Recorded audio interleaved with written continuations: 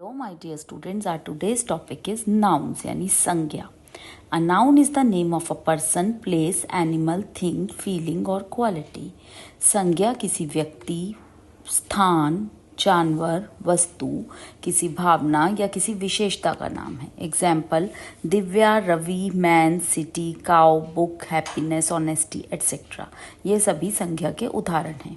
Ravi is happy, he lives in a village, the cow is a useful animal, this is my book. इन वाक्यों में Ravi, village, cow और book noun है. Kinds of noun, संज्ञा के प्रकार. There are 5 kinds of noun. 5 प्रकार होते हैं संज्ञा के. Proper noun, common noun, material noun, collective noun, abstract noun. Now first is proper noun. When a noun names a particular person, place, animal or thing, it is called a proper noun. जब संज्ञा किसी व्यक्ति विशेष के बारे में, जगह के बारे में, जानवर के बारे में या वस्तु के नाम के बारे में बताती है, यानी इनमें से किसी का भी नाम बताती है, तो उसको हम प्रॉपर नाउन कहते हैं. Example Yashika is a good girl, Delhi is the capital of India. So here in a sentence, in sentences में Yashika is name of one particular person. Yashika एक लड़की का नाम है. In sentence B, Delhi and India are the names of particular places. Delhi और India जो है वो जगहों के नाम है. No other place can be called Delhi or India. किसी और जगह को तो दिल्ली और इंडिया नहीं कह सकते. So all these nouns are proper nouns. So ये सभी नाउन प्रॉपर नाउन है. A proper noun always begins with a capital letter. इसको हमेशा हम कैपिटल लेटर से शुरू करते हैं. Next is common noun. When a noun names a class of person, places or things that belong to same category, it is called a common noun. जब एक संज्ञा से हमें कुछ व्यक्तियों, जगहों और चीज़ों के बारे में पता चलता है जो एक ही कैटेगरी के होते हैं, तो उसको हम कॉमन नाउन कहते हैं. Preeti is a girl, your book is on the table. In the above sentences, the words girl, book and table can be used for any girl. In sentences में girl, book और table को किसी भी लड़की के लिए, किसी भी book के लिए या किसी भी table के लिए यूज़ करा जा सकता है. इनको कोई नाम नहीं दिया गया है. These nouns have not been used for a particular person or thing. Therefore, these are common nouns. इसलिए इसे common noun कहते हैं क्योंकि ये commonly किसी के लिए भी यूज़ हो जाते हैं. Next is material noun. When a noun names a thing, यानी कि मटीरियल और सब्सटेंस के बारे में बात करती है संज्ञा, from which other things are made, जिससे दूसरी चीज़ें बनाई जाती हैं, it is called a material noun. उसको मटीरियल नाउन कहते हैं. This chair is made of wood, her ring is made of silver, the gate is made of iron, the bottle is made of plastic. In the above sentences, in sentences में wood, silver, iron और plastic are such materials, वो ऐसे material हैं या पदार्थ हैं, from which, जिनसे chair, ring, gate, bottle are made, chair, ring, gate और बॉटल बनाए जाते हैं. Therefore wood, silver, iron and plastic are material noun. इसलिए ये सभी मटीरियल नाउन हैं. Collective noun. When a noun names a group or a collection of persons or things as a whole, it is called a collective noun. जब एक noun में एक group के बारे में या व्यक्तियों के समूह के बारे में बात करी जाती है तो उसे कलेक्टिव नाउन कहते हैं. जैसे the crowd caught the thief, Rohan studies in 7th class, a meeting will be held on Friday, Harish joined the army. In sentences में क्राउड, क्लास, मीटिंग और आर्मी कुछ ग्रुप्स के बारे में बात कर रहे हैं, तो ये सभी कलेक्टिव नाउन हैं. Abstract noun. When a word expresses a feeling, a quality और a state, it is called an abstract noun. जब कोई शब्द किसी की फीलिंग बताता है या एक स्टेट बताता है यानी दशा बताता है, उसको हम एब्स्ट्रैक्ट नाउन कहते हैं. जैसे laughter is a good medicine, poverty is a curse, patience is a rare quality, always speak the truth.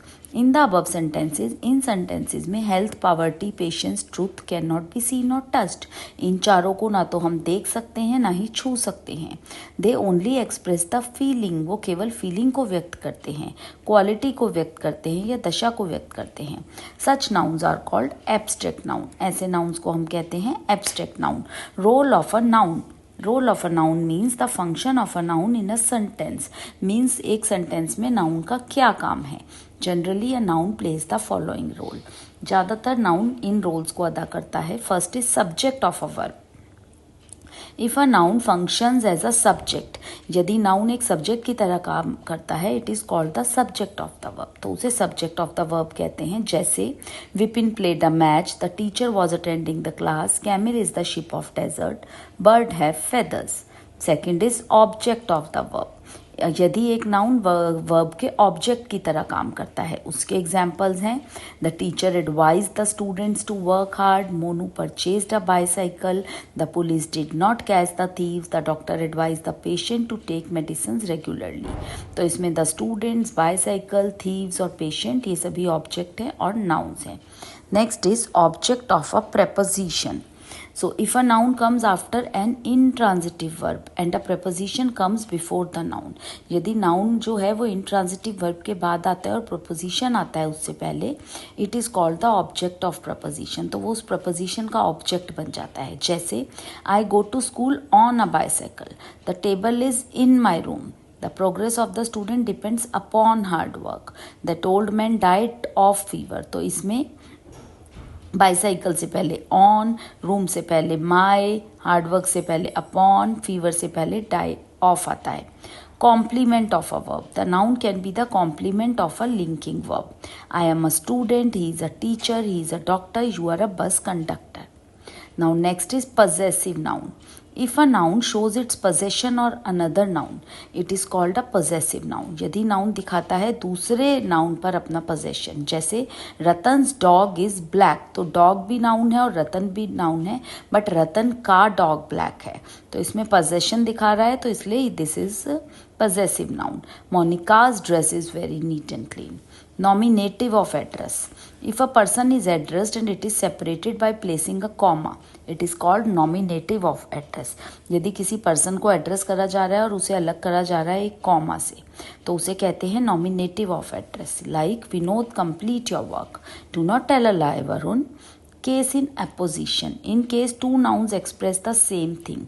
अगर दो नाउन है और वो सेम थिंग बताते हैं, जैसे miss Gita Sharma the principal of our school is MA BEd, तो इसमें मिस गीता शर्मा भी नाउन है और प्रिंसिपल भी नाउन है, तो ये दोनों केस इन अपोजिशन हो गए। मनन आर कैप्टन, मनन भी नाउन है और आर कैप्टन भी, is an all rounder. So now types of noun. There are two types of noun, countable or uncountable. Countable noun, a noun which can be counted is called a countable noun. जिसको गिना जा सकता है उसको countable noun कहते हैं, जैसे girl, exercise book, pencil, table, chair, etc. All common noun, proper noun, collective noun can be counted easily. इन सभी nouns को आसानी से गिना जा सकता है। Uncountable noun, a noun which can not be counted is called N uncountable noun. जिसको गिना नहीं जा सकता वो अनकाउंटेबल नाउन होता है, जैसे air, honesty, poverty, light, truth, joy, sorrow, gold etcetera. So all abstract and material noun, जितने भी एब्स्ट्रैक्ट और मटीरियल नाउन होते हैं they all are uncountable nouns. So that's it for today. आज के लिए इतना ही। Thank you.